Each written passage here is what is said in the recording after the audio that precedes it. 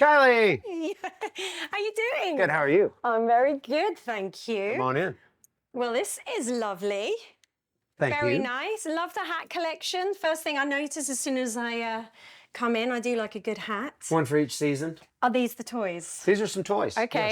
Yes. Okay. I already see one that I was itching to see in real life, which is the Dan Armstrong. Yeah. Tell me the story about this one, because it was given to you by someone very special, but you actually owned one of these many years ago, didn't you? I did, yeah.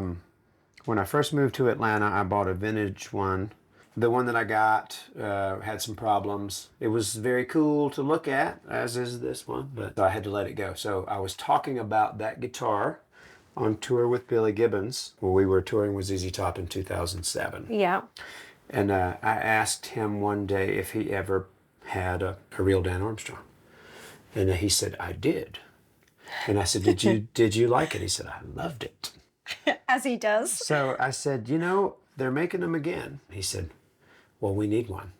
I like how it says we. We, yeah. Yeah.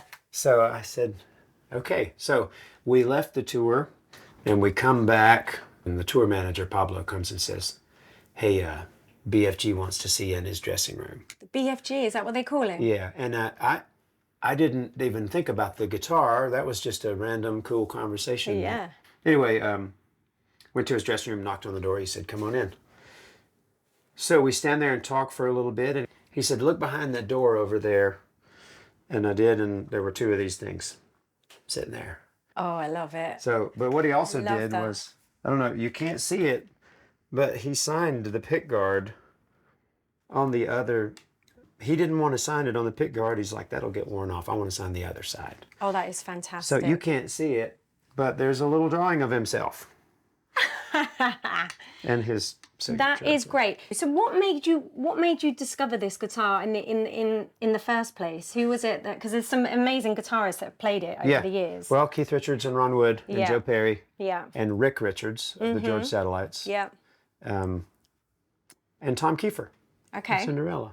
That's the ones that I can specifically think of that played one and then made all of us want one. Yeah. And so the big question is, does it sound good? It does. And this one, I guess it was a short-lived reissue, but it's really heavy. Oh yeah, let's see. Oh wow, it is, isn't it? Yeah. It's funny because I can't imagine it sounds nice because it's made of plastic. It's like the Veleno. Mm-hmm. Yeah. Which was the steel one. The aluminum, right? Yeah. Or no, it was. What was it? It's some sort of metal. Yeah. And people would play it on stage at a festival and then chrome. burn. Yeah. There you go. I'll hand it back to you. So do you ever play that at all then? I do. I toured with it for years and years. I've recorded with it. It's we have a song called Sleeping Dogs, and that's this guitar on that song. I have a funny story about it. A few years after that, we made a record with Brendan O'Brien, who's a very renowned producer. And he's an Atlanta guy. I went in the first day, and his engineer, Billy Bowers, saw this guitar in my guitar boat, and he said, whose is that? I said, it's mine. He said, is that an old one? I said, no, it's a newer one. He goes, oh, Brendan's got an old one. I said, does he? He said, yeah. Bob Dylan gave it to him. Oh, stop it. And I said, really? He said, yeah, because he produced a song on his greatest hits years ago. And he played organ on the Unplugged that Bob Dylan did. Yeah. And Bob Dylan loved Brendan so much that he gave him a vintage Dan Armstrong. So I said, oh, well, that's cool. And I didn't even go into my story, which is not that cool. Or is it? It is cool, but that's a hard one to top, the Bob Dylan one. Brendan comes in and says, he saw it. And this was 5 minutes later. He goes, whose is that? And I said, it's mine. He goes, I've got one of those. I said, yeah, I know. He goes, please ask me where I got it. So you were like, where did you get it? I love it. Okay, well, that's a good one to start with. Yeah. It's funny, isn't it, with guitarists? It feels like there's a lot of love between each other, and you kind of like handing over. It's like, yes, I've got this instrument and I love it, but I'm gonna hand it to you, and you're gonna create something magical with it, because you've been given quite a few. You know, Billy gave you that one. Zac Brown gave you one as well, didn't he? He did. He gave me this one. Oh, did he? It was my birthday, and we were making our third album, which is called The Whippoorwill. We made it with Zac Brown for his label. And I was recording all the lead vocals at his house in his studio. And it was my birthday, and I didn't want to work on my birthday. And I was like, come on, Fair man, enough. let me go out to dinner with Yeah. my wife for my birthday. And he's like, just stay here for 2 more hours. And I was like, okay. And he goes, hold on a minute. And he goes up to his house from his studio room, and he comes back and he's like, here. So I was like, okay, man, I'll stay for another day or whatever Yeah, you need. just keep handing me guitars and I'll stay forever. But it's really, this is a custom shop, Quad 028. So it's kind of rare. When was that? That's quite a few years old now, isn't it? That was- It looks perfect. That Condition. was 2010, Yeah. I think. Lovely. I like this one as well, the black one. That's gorgeous. This guitar belonged to Don Everly, Really? and then it belonged to Graham Nash. Okay. But more importantly, it belonged to, it's Don Everly's Everly. And it has stars in it, so it was destined to be yours, wasn't it? I mean, it's just That is amazing. such a beauty. What? Oh, so what? How old is this one? It's a 62. That is so gorgeous. 1962. I think that's probably one of the most beautiful guitars I've ever seen. It's cool. And do you play it? You don't take it on tour with you, do you? I don't, no. It's too precious. I have two. I have this one and a blonde one in there in the other room, and I don't know that these guitars were actually meant to sound great.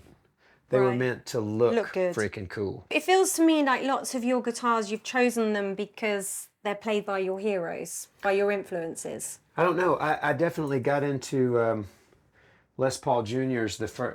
Here's two that are from 1957, and they're really my favorite electric guitars. That's what you play, isn't it? That's your That's thing. it. That's what I love most.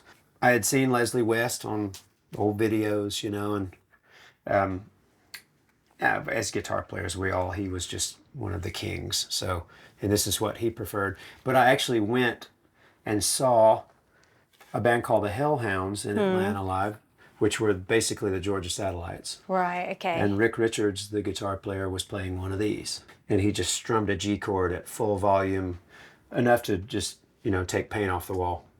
And I thought, that's the one for me. That's it. That's what we do. Yeah, but it's funny because people always think like they won't be as loud because Yeah. they've got the P90s in there, so they haven't got the humbuckers, so it's not as... Well, these are Fat. actually fatter than humbuckers. Yeah. They have their own tonal quality that no other pickup really delivers. They're just big and round and mid-rangey and creamy, and But they just work. they work. They work. I mean, and Leslie West definitely got some fantastic sounds out of his, didn't he? Speaking of Leslie, Yes. I was fortunate enough to meet Leslie years ago, and we were headed to play the Beacon Theater in New York City, and got a phone call. Said, Charlie, how are you? I said, great, man. How are you? He said, I'm good. He goes, what are we doing? I said, we're playing the Beacon. He's like, what am I playing with you? What did you I play? said, well, I think we're probably playing Mississippi Queen. Yeah. And he goes, what else are we going to play? Exactly.